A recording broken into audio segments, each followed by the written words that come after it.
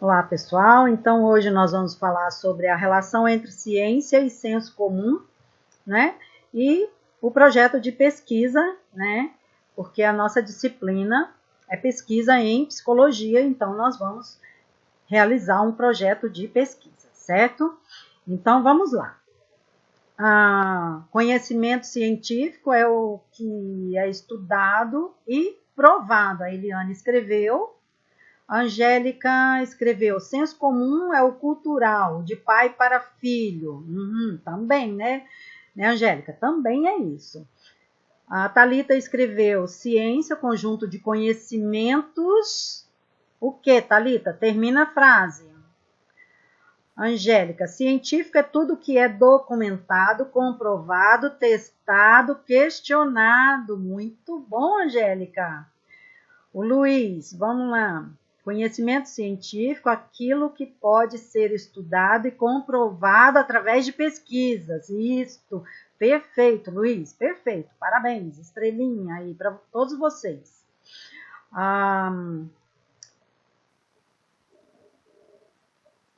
Thalita, tem que especificar melhor. Olha só, vou ler a sua frase. Olha, ciência é o conjunto de conhecimentos do objeto de estudo.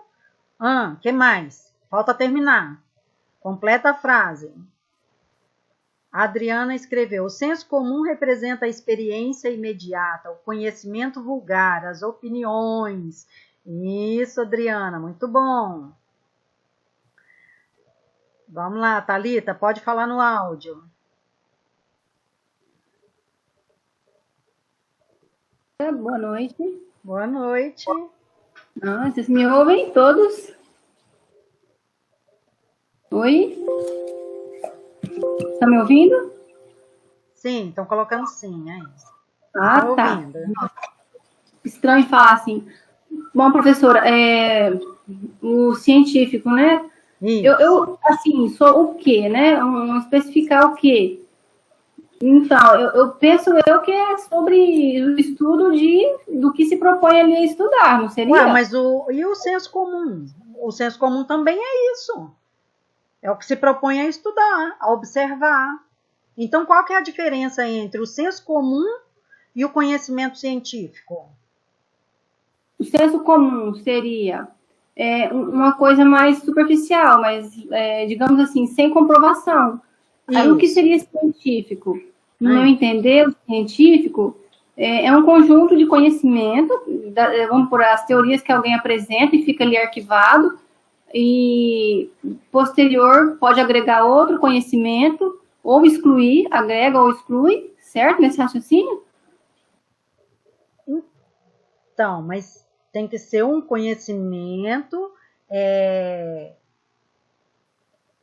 comprovado, experimentado. Comprovado, isso, passível de ser testado novamente. Então, algo, por exemplo, que alguém faz uma descoberta, né, aqui no Brasil, e aí ele é testado lá nos Estados Unidos também. Isso. Aí pode excluir aquele conhecimento e ir por outro, ou pode sim agregar, somar a outro, não é, professora? É isso que eu entendi. Isso. Então, por exemplo, quando eu coloquei do objeto de estudo, eu entendo assim, por exemplo, o Covid, ele está sendo objeto de estudo. Eu sei, mas no senso comum, o Covid também pode ter um conhecimento de senso comum também. Por exemplo, um chá que funcionou para uma pessoa. Então a palavra-chave, hein, professor, que está faltando são o quê? São testes? Comprovação mediante testes. Isso. Comprovação. Mediante testes. Passível de ser verificado. Entendeu? Sim. É um conhecimento bem detalhado e bem específico, que passou por muita investigação. Isso, comprovado, que é o comprovado cientificamente, né? Em laboratório, em pesquisa de campo, é isso. Isso, exatamente. Okay. Tá bem claro. E o senso comum? O senso comum. Senso comum é uma coisa, por exemplo, que é mais assim, passado de boca a boca, vamos dizer assim. Isso, através da experiência. Mim, né? A palavra-chave para o senso comum é experiência. Então, por exemplo, alguém tomou chá quando estava com Covid foi bom. Entendeu? Aí passa para outra pessoa. Sim, seria a coisa de experiência pessoal, né? Isso, uma experiência pessoal. Okay. Então essa experiência vai passando de um para o outro, né? E aí essa é o conhecimento do senso comum. Professora, Oi. Eu vou aproveitar o áudio ligado aqui. Se a senhora puder, não agora ou depois, dar uma... Então, a tarefa da aula 4 é: após ler o texto, a relação entre ciência e senso comum, relacione no mínimo, 15 características da ciência ou do conhecimento científico. No mínimo, 15 características. Para vocês conseguirem responder essa questão, que vai ser lá no portal mesmo, vocês têm que ler o texto e ir marcando no texto essas características, tá bom? Porque essas características estão ao longo do texto, não está assim num único parágrafo, tá bom? Então, leiam todo o texto e escrevam lá no portal, porque essa questão é uma questão dissertativa, não é um parágrafo, Luiz. Não, a resposta não está num lugar só, tá? Então, relacione as 15 características, ok? É uma questão dissertativa. Então, agora nós vamos passar para o projeto de pesquisa. Esqueci de gravar. Então, vamos aqui no modelo de projeto de pesquisa, tá? Então, esse modelo que eu coloquei no portal já está com as regras da ABNT. Margens, tamanho de letra, tipo de letra, onde fica tudo maiúsculo e onde fica minúsculo, onde fica negrito e onde não fica negrito.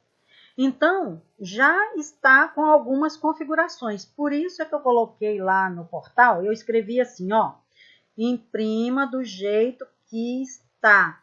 Não mude letra, não mude margem, não faça nenhuma alteração. Por quê? Porque já está dentro das regras, tá? E tem que cumprir a regra. Tem que cumprir, tá bom? Então, já está no modelo exigido. Então, eu separei aqui um modelo pronto para mostrar para vocês, tá? Esse daqui é de uma aluna que terminou pedagogia, tá? O título do projeto de pesquisa dela foi a importância da psicomotricidade no processo de aprendizagem infantil. Então, vamos lá. Aqui.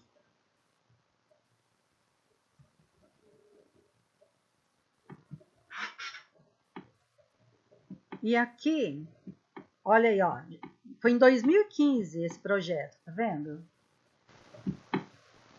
Aqui a contracapa. Aqui, quem orientou foi o professor José Carlos. Olha, o sumário dela já está com as páginas. Vocês estão conseguindo me acompanhar?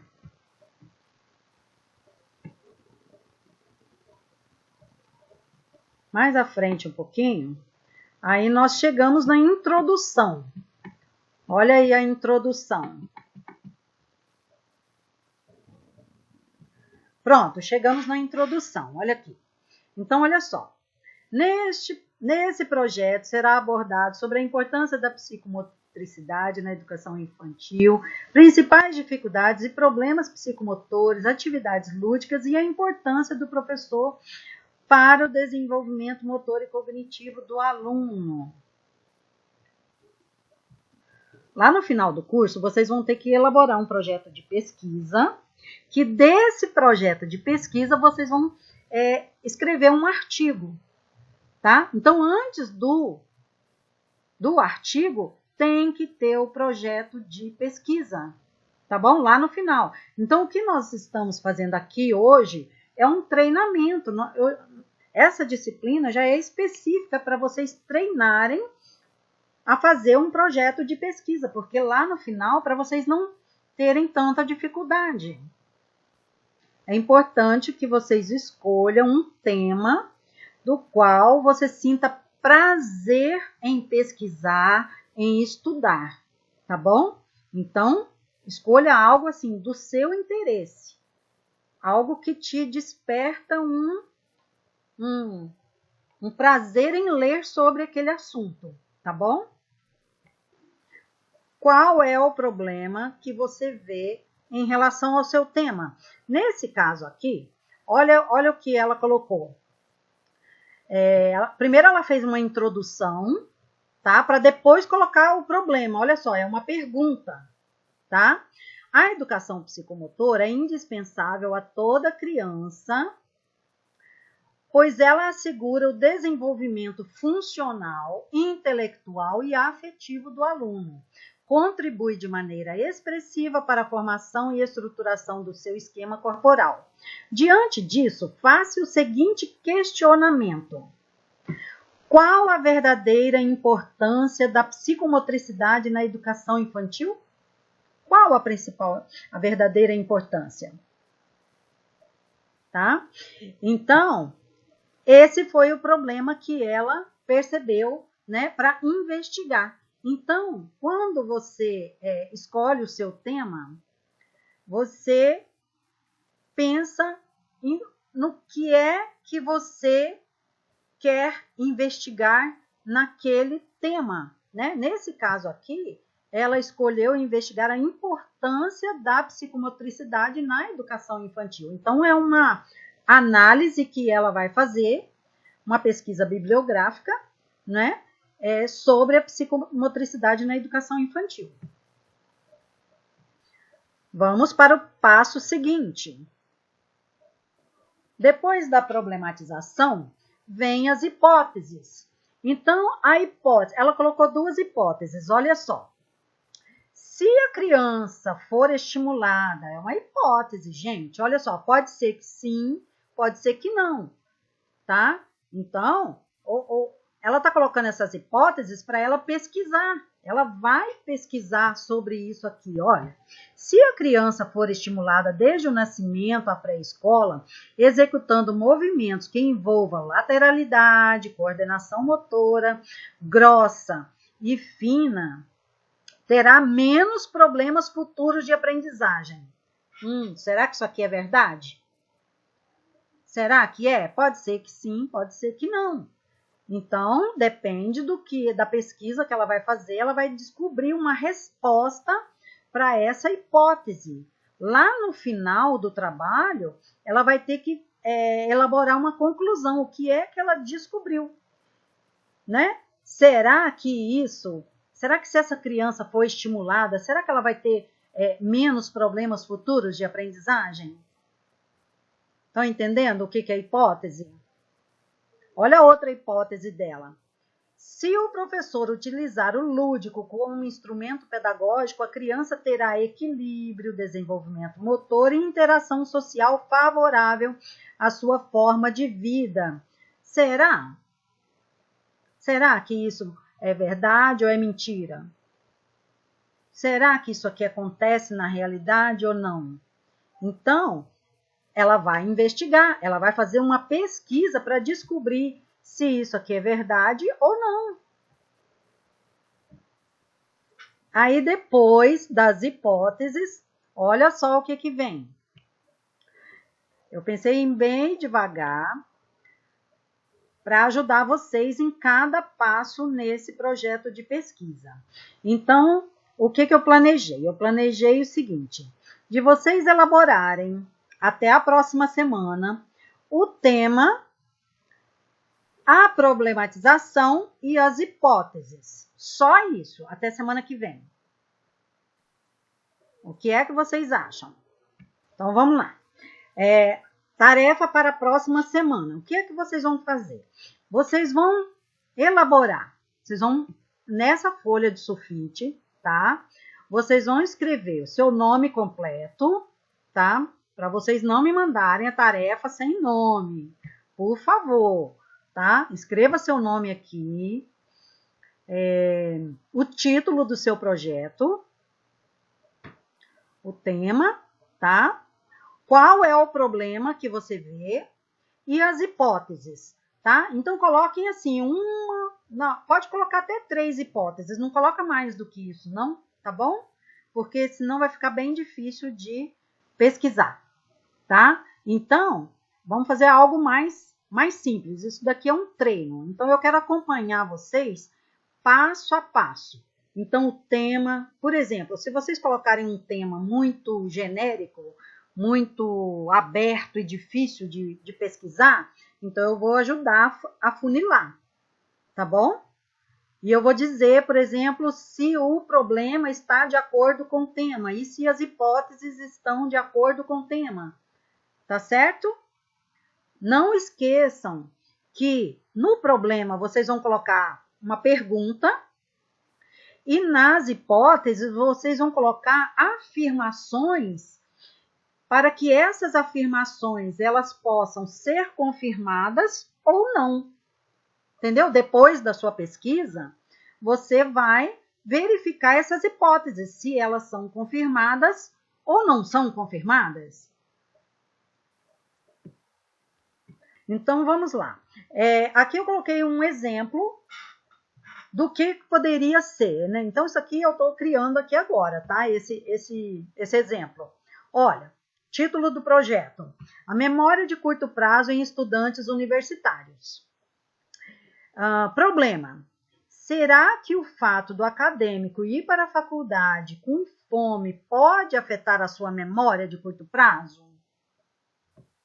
O cansaço pode afetar a memória de curto prazo do aluno, dificultando sua aprendizagem? Será? Será que o cansaço afeta? Será que o cansaço diminui a capacidade de absorção do conteúdo? Olha quanta pergunta a gente pode fazer. Será que o cansaço atrapalha essa absorção dos conteúdos apresentados na faculdade? Né? Hipóteses. Então, no problema, você vai colocar perguntas. Nas hipóteses, você vai fazer afirmações para que você investigue, para você provar se ela é verdadeira ou se ela é falsa, né? Porque lá na conclusão é que você vai pegar a sua hipótese. Olha, lá na conclusão, você vai ter que responder essas perguntas. Então, vamos supor que, aqui eu coloquei 2 perguntas. Lá na minha conclusão, eu vou ter que responder essas perguntas. Essas 2 hipóteses que eu coloquei, eu vou ter que responder lá na minha conclusão. Eu vou ter que dizer se essas hipóteses, se eu confirmei ela através da minha pesquisa, ou se não. Ou então, por exemplo, olha aqui essa primeira hipótese. Pode ser que o cansaço seja um dos fatores que atrapalha a aprendizagem do aluno universitário. Através da minha pesquisa, eu vou ter que descobrir se isso acontece ou não acontece. Se eu descobrir que acontece, eu vou ter que ter uma justificativa, vou ter que explicar como foi que eu cheguei nessa conclusão de que o cansaço atrapalha a aprendizagem do aluno universitário. Tá? Eu vou ter que provar por A mais B que fulano, vai ser uma pesquisa bibliográfica, né? Porque eu não vou colocar esse projeto de pesquisa, né, para ir a campo. Então, eu vai ter que ser através de pesquisa bibliográfica. Tal autor, dizem o seguinte e tal. E aí eu cheguei à conclusão de que não atrapalha, o cansaço não atrapalha. A outra hipótese, olha, talvez a memória de curto prazo seja afetada pela fome e cansaço que o acadêmico enfrenta em seu dia a dia de aprendizagem. Será que é afetada? O que será que os autores falam sobre isso? Será que a neurociência já descobriu isso? Que a memória de curto prazo ela é afetada pela fome, pelo cansaço? Será? Então, eu vou ter que descobrir e colocar na minha conclusão, tá? Mas para a próxima semana, vocês vão fazer só o título, o problema, né? Ou os problemas, né? E as hipóteses, tá certo? Então, agora eu quero mostrar para vocês um modelo de fichamento que vocês vão precisar fazer para elaborar o projeto de pesquisa, tá? Na fundamentação teórica. Então, é que eu vou mostrar para vocês. Então, vamos lá.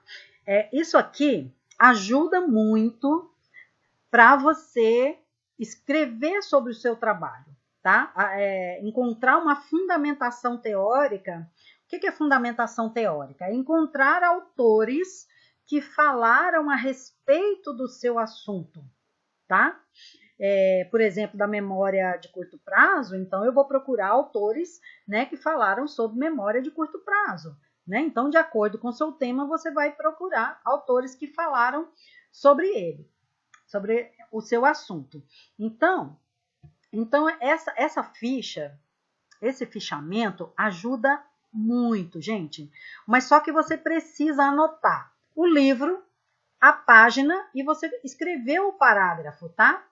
Então, por exemplo, aqui, olha. Vamos lá, peraí. Então, aqui um exemplo, olha só. Parakou, esse é o autor, né, desse livro. Olha aqui, ó, que vai estar lá nas referências do seu trabalho, vai estar a referência. Então, você vai encontrar lá nas referências no nome do livro. Mas no meio do texto, você vai colocar Parakou, 2004, página 367. Olha o que esse autor diz. Vários estudos demonstraram que, mediante a aprendizagem de modelos distintos sobre o mesmo fenômeno, os alunos entendem melhor o modelo que devem aprender no final do que quando lhes é ensinado diretamente como um único objeto de aprendizagem, né? Então, depois que a gente é apresentado a vários conteúdos, no final o aluno aprende. Então, olha o que esse autor disse.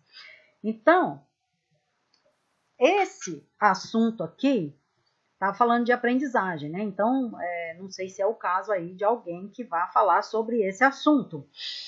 Mas, tá o parágrafo, tá entre aspas, tá vendo?